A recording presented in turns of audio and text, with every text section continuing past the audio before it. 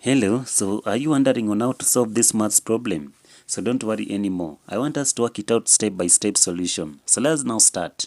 So on our solution, this one is what we have. So we have 4 to the power of a minus 1 is equals to 36. So how do you work out this maths problem? So in this case, it is now simple for us to work it out and check. Now, here now, when we have something like a to the power of m minus n. This one can also be written as a to the power of m all over a to the power of n.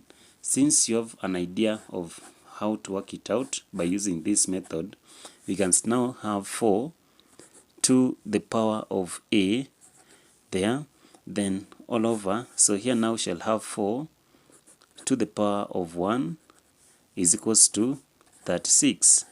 So that is how it should be. Then the next step is to work it out. 4 to the power of a is 4 to the power of a all over. So 4 to the power of 1, which is 1. Sorry, 4 to the power of 1 is 4. Then is equals to 36. So our next step is now to remove 4 on this other side. So we shall do that by multiplying both sides by 4. So let's now multiply this side by 4, then also this other side by 4. So 4 by 4 shall cancel. So now we shall remain with 4 to the power of a. So in this case now we shall say that 4 to the power of a is equals to 36 multiplied by 4. So what is the next step? The next step that you want to do, for us to work out this maths problem very fast, we need now to introduce the log from both sides.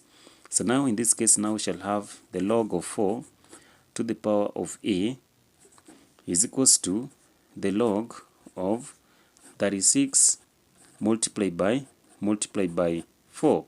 So that is now what we shall have. So assuming that we have something like the log of p to the power of m. So this one can also be written as m the log of p. So putting this one in mind, we shall now have a log 4. So a log 4 is equals to the log of 36 multiplied by 4. So what is now the next step? Now we shall say that, so here now we shall now divide both sides by the log of 4. So let's now divide both sides by the log of 4. So here now divide by the log of 4. So this side also divide by the log of 4, so that we remain with only a on this other side. So log 4 and log 4 shall cancel. So now our a is equals to the log of 36 multiplied by 4, then into bracket all over the log of 4.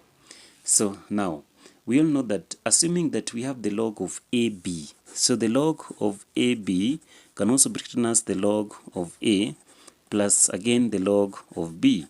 So that is to mean that our A now shall be is equals to the log of 36, then also plus the log of 4, then all over the log of 4. So all over the log of 4. So now let's divide both sides by the log of 4. So we shall have the log of 36, then all over the log of 4. So the log of 36 all over the log of 4 plus the log of 4 all over the log of 4. So now here now a is equals to the log of 36 all over the log of 4. So all over the log of 4, then plus 1 finally.